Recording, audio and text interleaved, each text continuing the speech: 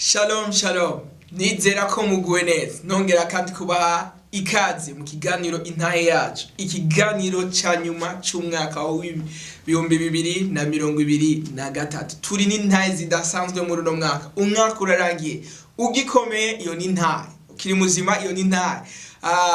Ugifise amaguru yose, waruzi ko hari abantu batangura umwaka bafise amaguru abiri ko barangije bafise ukuguru kumwe canke atana kumwe bafise, burya ni intahe. Watanguye umwaka uri umuseribateri no nuhejeje witwa umugabo, iyo nindi ntahe. Rero turafise intahe nyinshi, peu importe ko vyagenze kose ko ubuzima bwacu bwaranzwe n'intahe. Rero uno munsi tuzoba dufise show muri kino kiganiro c'uno munsi za kuba ari ibintu bidasanzwe. Rero tudatevye ndabaha ikaze muri kino kiganiro, reka dufata akanya dusenge hama tuce tubandanya n'ibindi bikurikira. Reka dushima Imana. Mwami, turagushimiye ibidasanzwe wakoze muri uno mwaka, turagushimiye ivy'ubwiza ibikomeye wagaragaje mu buzima bwacu. Turagushimiye ko uno mwaka wabaye mwiza kandi mwiza cyane. Turagushimiye kandi kuduhaye akaryo kadasanzwe aho mu kiganiro intahe yacu uno munsi ari wo munsi wa nyuma dufiyoma ikiganiro ca nyuma.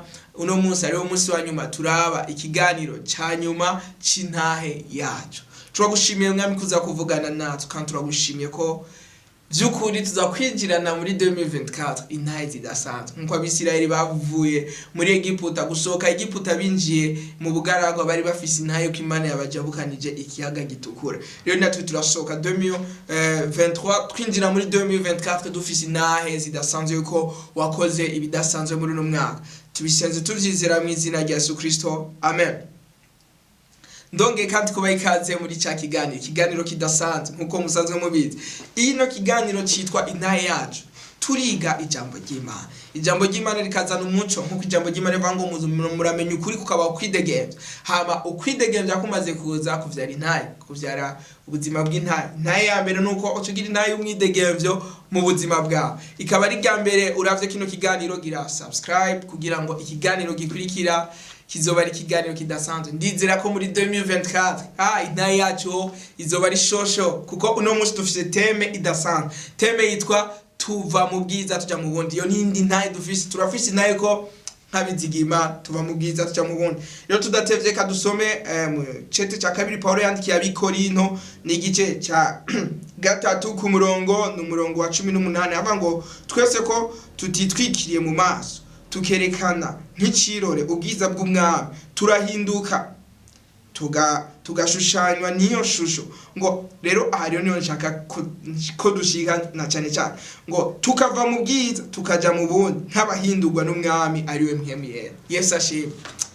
Ngo turava mu bwiza tukaja mu bundi.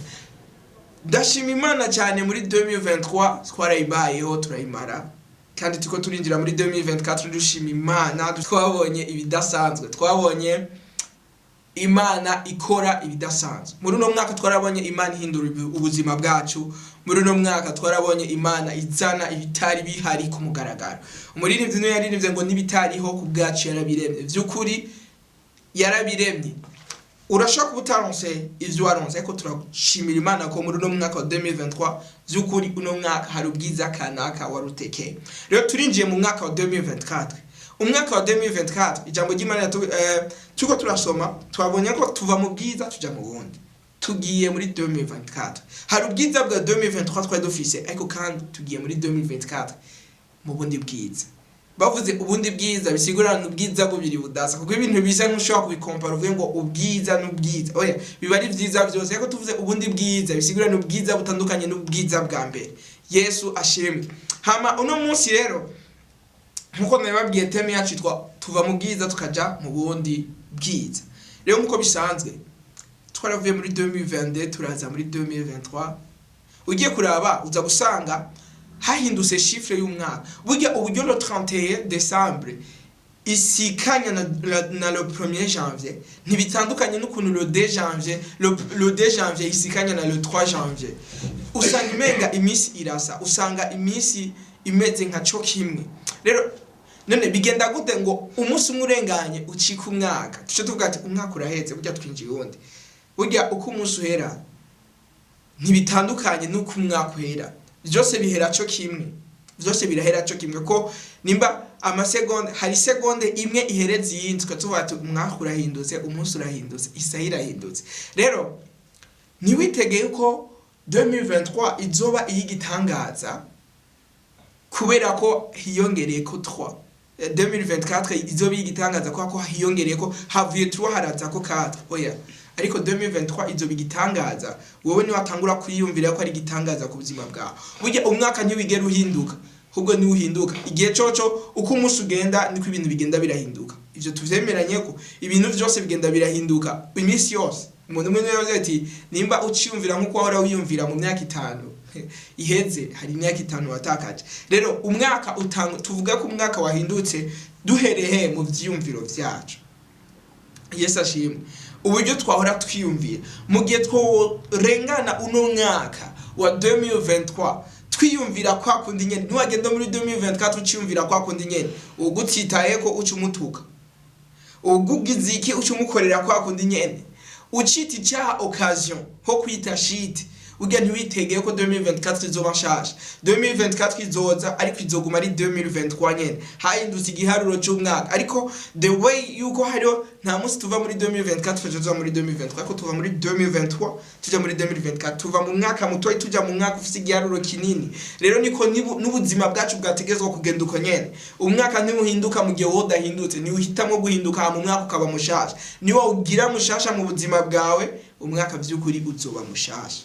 Rero turinjiye muri 2024. Reka 2024 tuyinjiremo dufise ivyumviro. Hari ibintu bibiri nshaka ko no munsi novuga ati byo dufasha kuva mu bwiza bwa 2023 twinjira muri 2020 mu bwiza bwa 2024. Atari uko bintu bibiri nitutabikorikiza tuzokwisanga 2023 yacu yagumye isana 2024. Good.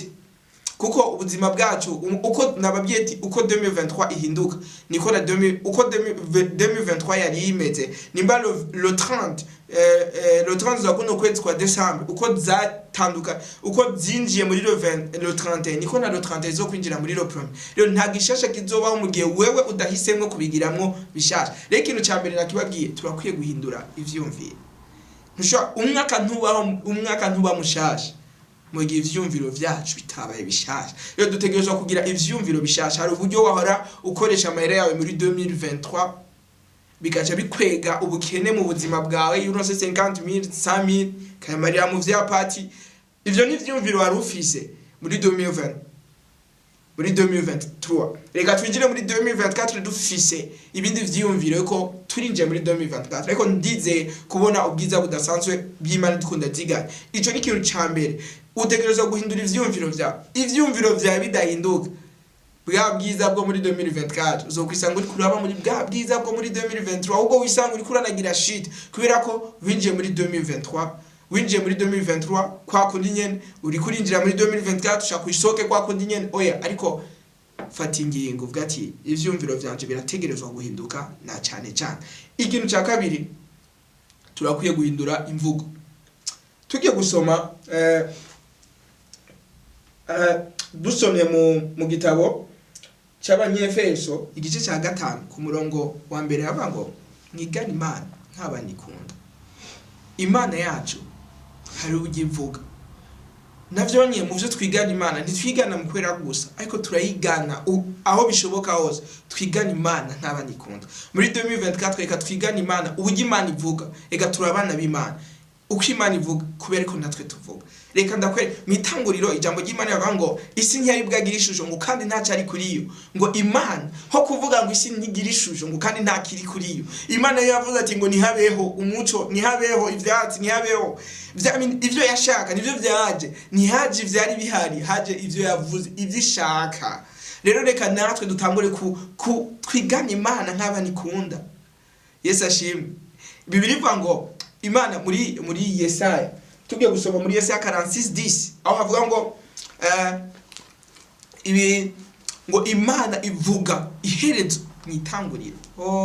Bisigura ngo twe turacari muri 2020 ntiturinjira neza, turacasigaje imisi mike kugira twinjire muri 2024. Reka dutangure tuvuge 2024 avant yuko ishika, tuyivuge tuvuga ati 2024 ndayireme December ya 2024 ndayibona nyene ndiko ndaronka bya bindi nyene nkeneye. 2024 ndiko ndagendera mu bwiza busumbu bwa December 2023. Yes ashimwe. uko niko ubuzima bw'abana b'Imana bumeze. Bibiri bivuga ngo twigane Imana nk'abana ikunda. Imana ivuga iherezo mu itanguriro. Imana isi ntiyari bwagira ishusho kandi ntaco ari kuri yo. Uno munsi ibintu byose biriho ko Imana ntiyadesize kuvuga uko ibintu bimeze, yavuze ivyishaka ko biba. Reka rero twigane Imana muri 2024 ubumwaka aho turavye mu mufuko tukabona ntayari yo vrai.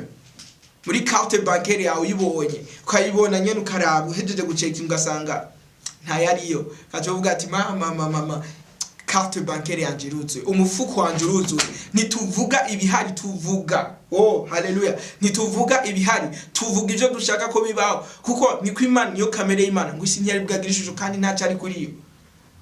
Rero ibintu bikiri mu ntango turabiremera iherezo. Reka dutangure kuvuga ivyo dushaka kubona mu mwaka mushasha. Turacasigaje imisi mikeyi. Imana irabwira Aburahamu, irambwira ati Aburahamu ubona iki? Ngo aho ugeza kubonesha amaso niho ndaguhereje. Rero nawe no musi ubona iki? Urabona uri kuragira ya mariage muri 2024 ko 2022 2023 byaragusivye n'andi ma 2000 ari nyuma, ariko tangura wibone wambaye urushungi muri 2020, tangura wibone wambaye urushungi muri 2024. Hama vuba cyane uzodutumira, ndabizi cyane uzoduha intare. Rero ndabashimiye kubwa akaryo mwaduhaye, akanya mwaduhaye ko kubana natwe muri kino kiganiro, kandi nizera ko hari ikintu kidasanzwe mu ntaye y'uno munsi. Twizeye ko kugira ngo tuve mu bwiza byo mu bundi hari ibintu bibiri dutegereza guhindura. Ikintu cya mbere n'ivyiyumvire, ikintu cya kabiri turakwiye guhindura uburyo tuvuga.